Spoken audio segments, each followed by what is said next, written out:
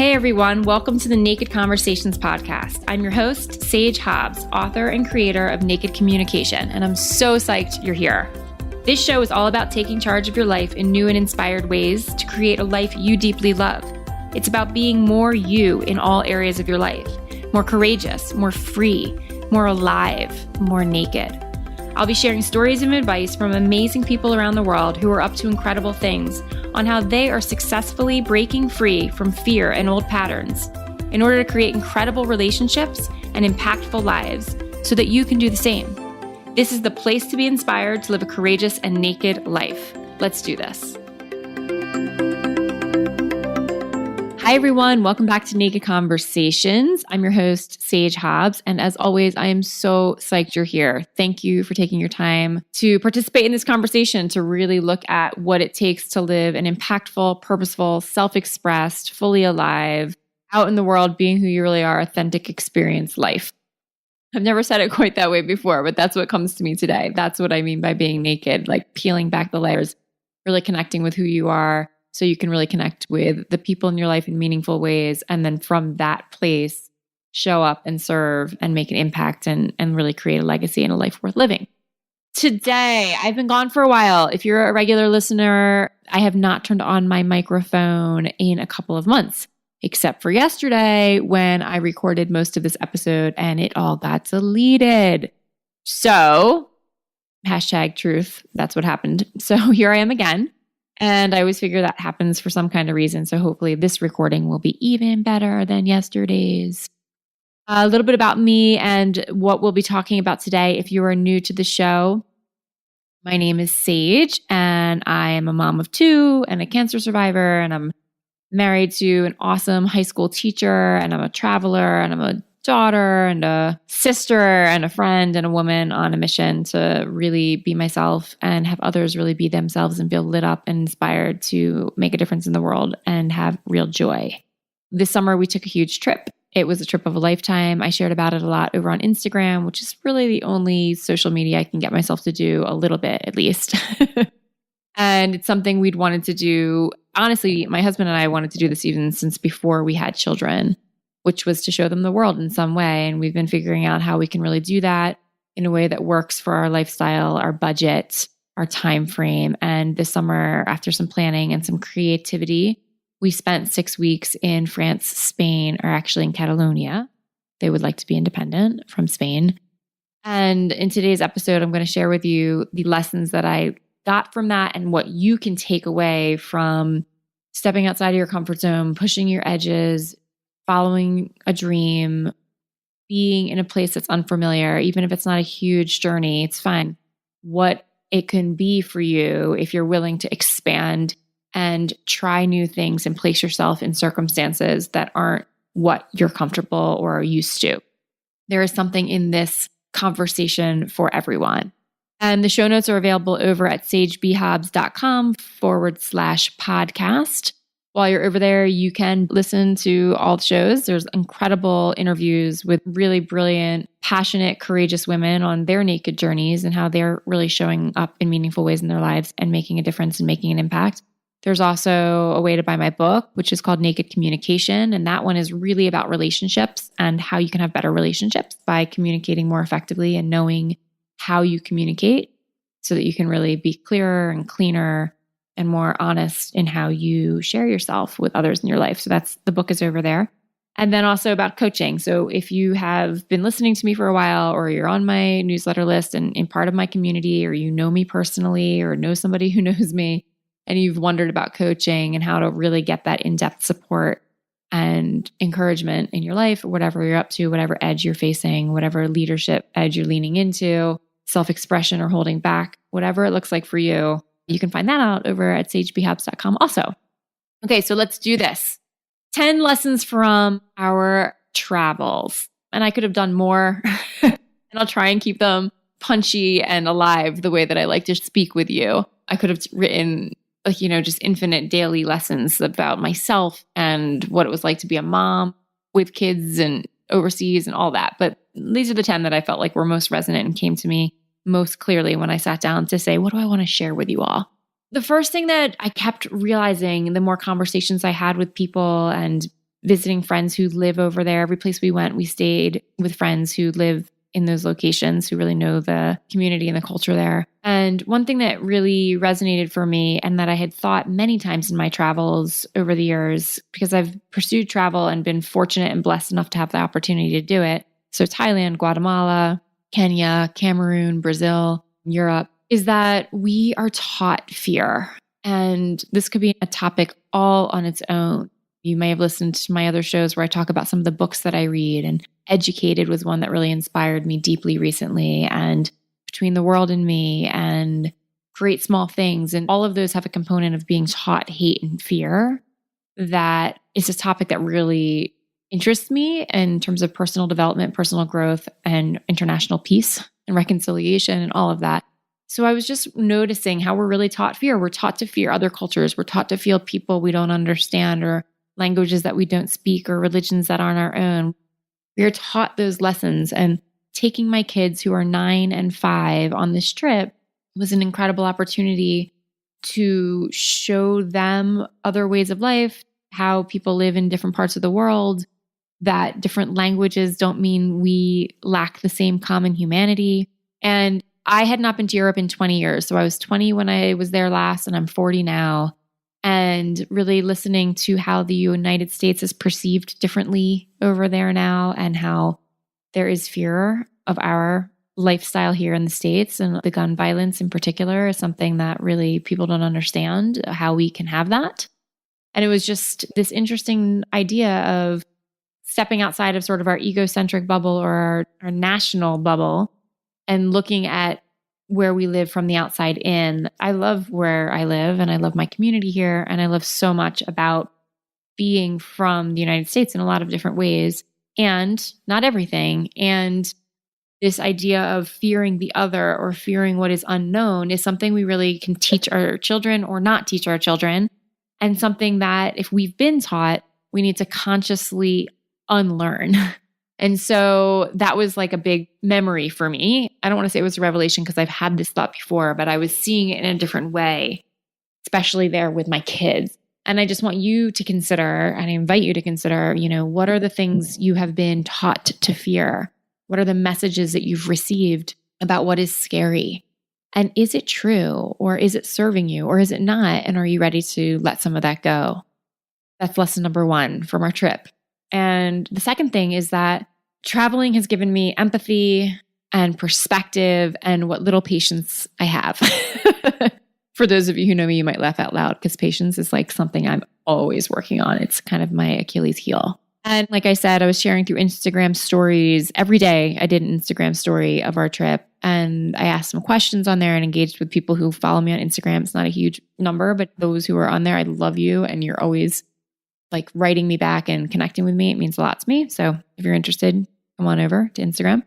But I wrote something on there about like my musings around how travel has opened my eyes, and what the challenges have been, and what the big, huge lessons and loves have been. And an old friend from high school as well as college, we actually went to high school and college together, whom I don't stay in touch with other than loosely through social media. Ophia, if you're listening. I was writing about these thoughts, and she wrote back these 3 words, which were empathy, patience, and perspective, and that she had traveled quite a bit as a child with her family to, I believe it's Ghana, which may actually be where they're from originally, and Germany and Czechoslovakia, and that these lessons had really, really impacted her ability to have empathy, patience, and perspective. And it was like the 3 words that resonated profoundly with me as well, that have given me a worldview that I hope is more open-hearted and open-minded than it otherwise would have been had I just stayed in my lane of where I'm from, which is Philadelphia originally, and now Boulder, Colorado, where I'm raising my kids in Boulder. And I'm really aware of what I want to expose them to, because it's not a super diverse city in terms of its population, in terms of socioeconomic status and race and religion. It's just, there are places that have way more richness in that regard, like London, where we were, and who they just saw around them, and who we shared our time with. My friend, we were visiting in London, and she's Lebanese, and she speaks Arabic, and we had a Lebanese breakfast, and she's chatting with the Algerian Uber driver in Arabic, and just the exposure on a myriad of levels that I want my children to have so that they can deepen their empathy and their patience and their perspective. So that was lesson number 2, that there are always opportunities to stretch beyond what we know. There are always opportunities to stretch beyond what we know and to grow beyond what we fear if we are willing to step into them. And how can you do that a little bit more in your life? Third, oh my gosh, this one. I mean, this is a lifelong, millennium-long seeking, searching quest about being present. And I think we struggle with it a lot in the West in our fast-moving, fast-thinking, doing, striving culture, which I'm a part of for sure, and always have been in a lot of ways. So really being present is something that I am like constantly cultivating. And a trip like this was such an exercise in taking my foot off the gas a little bit, being in the now, getting outside of my everyday life and the habits and behaviors. And it requires you to pay more attention to the moment. So for any of you who've been in a situation where it's just like it is requiring you to see what is happening now, that's a profound experience that can really remind you that you want to bring that into your daily life, your day-to-day more often as well. And not just when we step outside of our lives do we need to practice that. It's like, can I really, really be here now? Can I really, really feel the joy, the deep joy? Could I let that in? Sometimes I have a hard time with that, like really letting in, like without guilt. I felt so much guilt sometimes around that I got to even take this trip. Could I be present to the joy that we were taking it, that we were there, that we were walking the cobblestone streets, that we were swimming in the Mediterranean, that I was visiting Jewish History Museum in the heart of one of the oldest Jewish quarters in all of Europe, that we were eating paella by the sea? Like, could I be in it? Could I be in the complaints that my children had sometimes when we were out on a long, long day? Could I just be with it? That is their childhood experience in this moment. Could I just be with it? So I just want to invite you to consider where you can take a breath and really be present in your existence of whatever's happening in your life right now. The fourth thing is sort of silly, but I loved it. I went to a concert at Red Rocks, which is an incredibly gorgeous amphitheater, natural amphitheater here in Colorado, before we went on this trip. And the artist who was performing said that his mom used to tell him just to look up. Like when he was grumpy or dragging his feet, she'd say, look up. And inevitably he would see something from a fresh point of view or something he hadn't noticed before. And that was sort of this mantra that I adopted on our travels, where I would just say, look up, to myself and the kids. My husband played along a bit.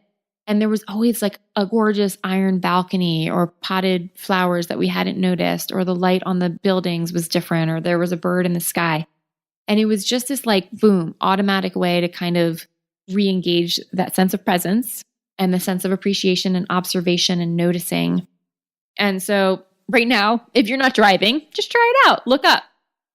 So the fifth one is that people are people living their lives no matter where you go. And that looks different in some ways. Obviously, we have extreme poverty in the world. We have extreme and excessive wealth in the world. And in big cities, sometimes you can see both of that within a matter of blocks. And yet, there we were, people speaking French, English, Catalan, Spanish. People are people. And that just always strikes me in a really beautiful and profound way. My work is really about human connection, and I'll talk more about that, but it's about human connection and our ability to really be with each other in authentic, naked, real, intimate, and vulnerable ways, not just superficial and easy ways. And this idea of our common humanity just like touches my heart deeply. And the trip just kept reminding me of that. Like wherever you go, mothers are mothers, fathers are fathers, siblings are siblings, people are working, they're finding their way, they're figuring out their path. And I love sharing that with my kids too, that like all over the world, there's something that's so different and there's some things that are so the same. Before I hop to number 6, I also just want to say, for those of you who listen regularly, yay, thank you. I love you and appreciate you deeply. You can always send me a message at sage@sagebhobbs.com. Let me know what topics you want me to talk about, who you might like me to interview, if you're interested in finding out ways you can work with me, any of that. And I am going to take a small pause on the podcast in order to line up some great new guests. I really want to toy with a topic around courage. I want to be interviewing some really interesting women about their journey to be more naked, which always involves courage.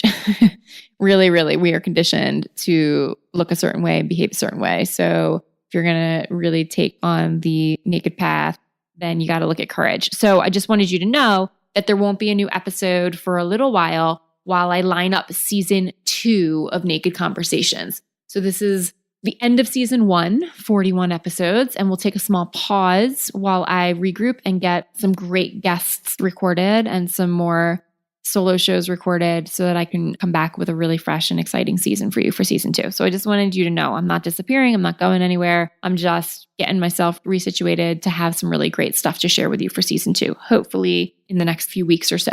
After my kids are back in school and a little bit returning to getting caught up with all my clients and lots of things that, like I said, I eased off the gas when I was in Europe, which was the plan. And I don't regret it for 1 minute, but I need to pause and return to you with all the goods. So just a heads up on that.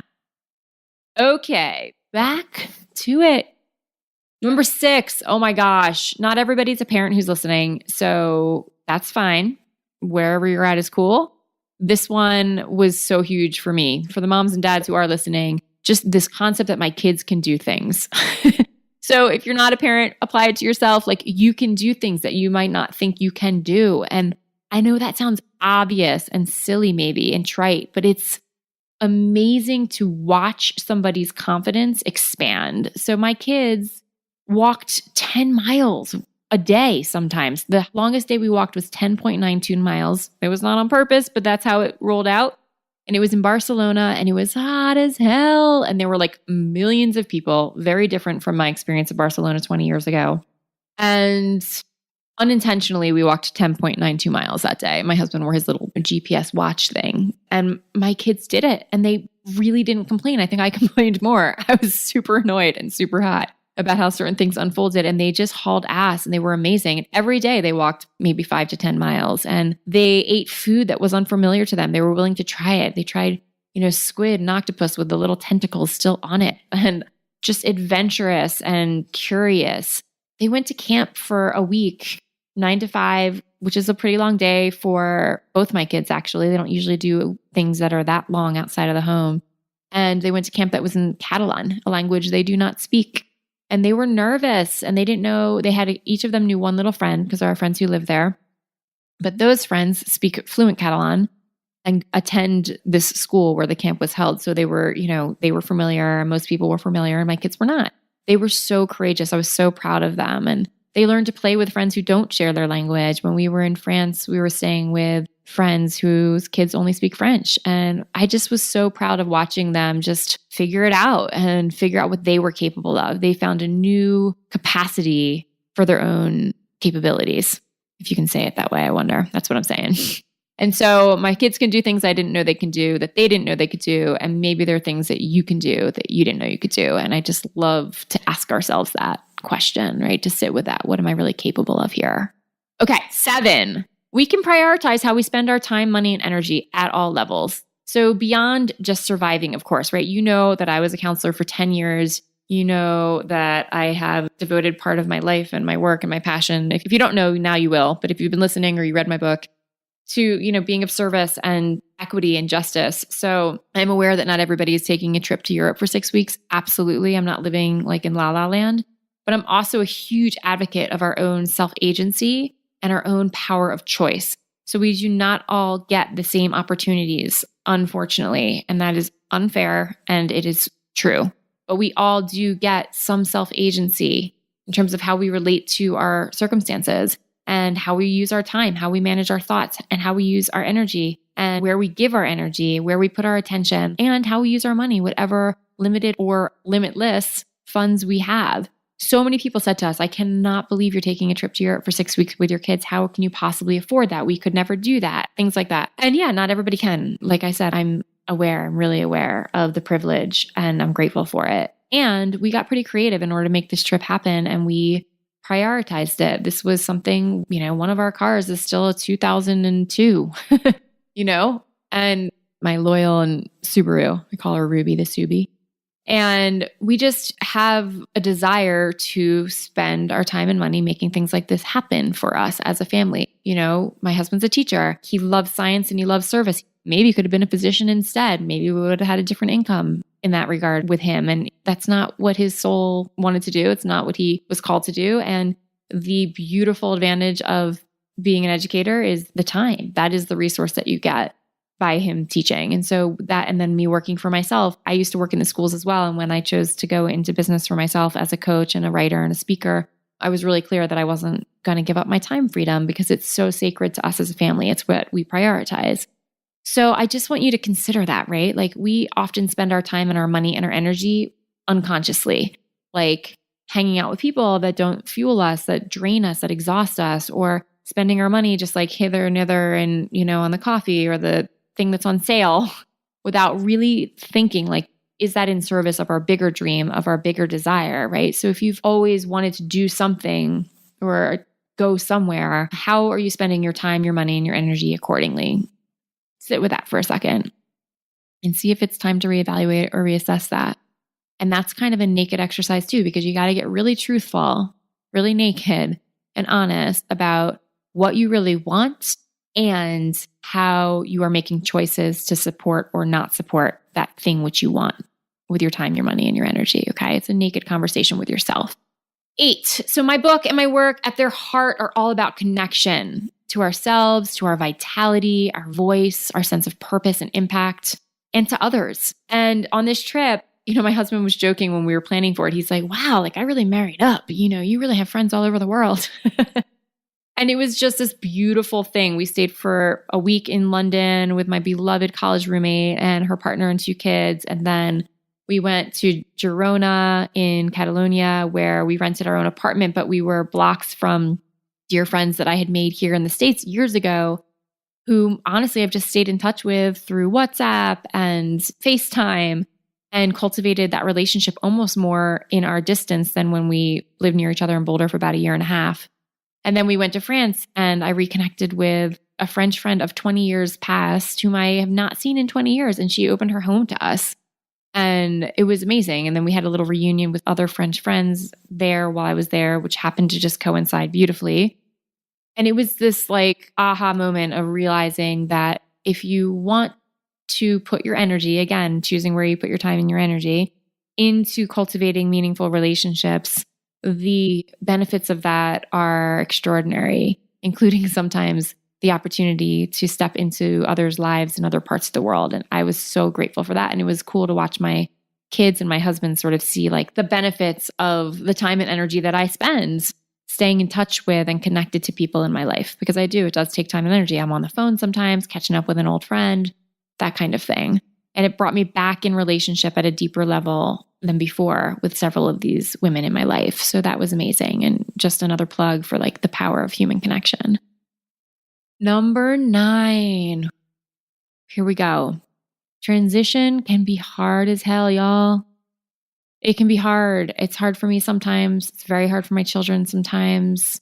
And when we got home, I just felt this wave of shoulds and self-judgments sort of wash over me and much more heavy than when we had been away. And maybe some of it is just vacation mindset, right? That mindset of you sort of unplug, you turn things off, you don't do the laundry in the same way, although we did because we were gone for so long. But some of those things that are vacation sort of mentality. But it was more than that. It was like stepping back into life and what I have burdened myself with here at home in some ways, the expectations I place on myself to strive and drive and accomplish and achieve and have order and in some ways perfection.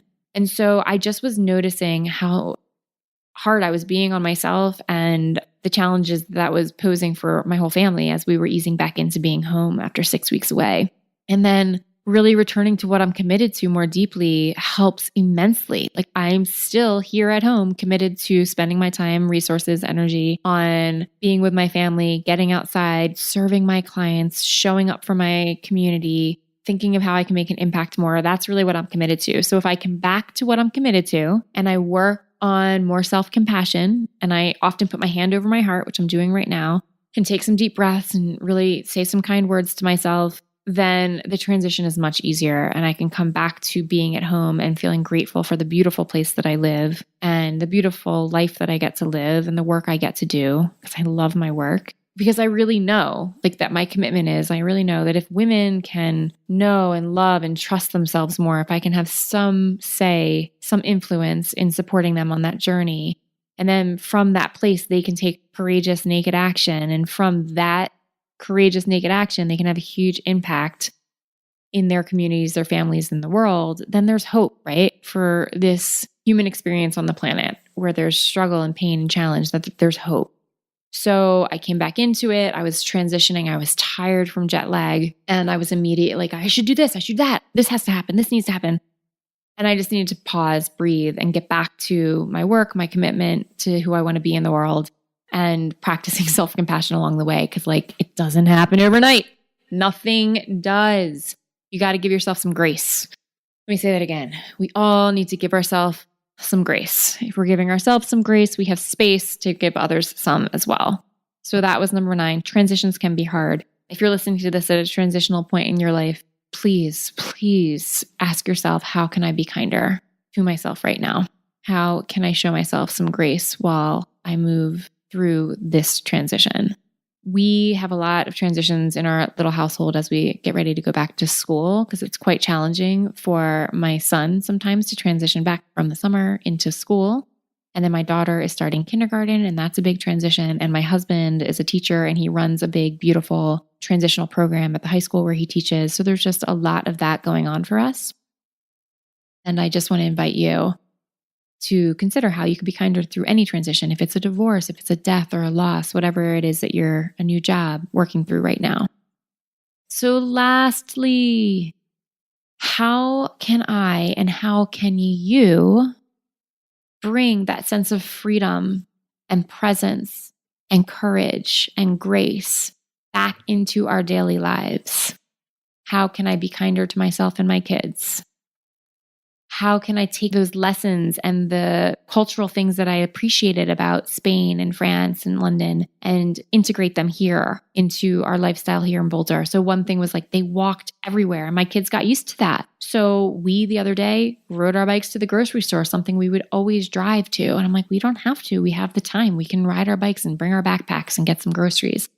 I'm even thinking about getting one of those wheelie grocery wagons, which in Europe is everyone has one. Here it's considered kind of a granny-ish thing, but I'm I bet I can get it somewhere. So looking up and around more often for the sight of something new and beautiful, noticing our own trees and the light on the sky and the light on the mountains and the light on the rooftops, right? How can we bring some of that newness and freshness and some of those lessons we learn when we step outside of our bubble, when we step outside of our comfort zone, and integrate them into our daily existence? That's what I want to leave you with. If you can just pause today and listen to these lessons again, if you need to, ask yourself those questions around how can you show yourself more kindness and grace? How can you step outside of your daily routine and do something that is slightly uncomfortable or slightly edgy for you and see what shows up for you? And again, it doesn't need to be a huge trip, right? But it could be somewhere within a day's drive that you've been for years saying, I want to go do that. I've been thinking about trying that thing or doing that thing, or that crazy restaurant in town that I've never tried that kind of food before, right? I want you just to consider what it would take for you to push yourself a little further outside your edge, peel back a layer, get a little more naked, and see what shows up for you. So that's what I've got for you today. Episode 41. Love hanging with you. Send me a note, message me on Instagram. I'll see you in season 2. Get ready to party with some incredible women, peeling back some layers and talking courage. Thank you so much for listening to Naked Conversations. Yay! It really means the world to me every time you show up. And if you want to know more about how to work with me personally and my coaching, you can check that out over at sagebhobbs.com. You can also get some great free resources over there about how to make powerful requests, and many blog posts full of resources for living a naked life, as well as grab a copy of my book, Naked Communication: Courageously Create the Relationships You Really Want. Thanks again. See you next time.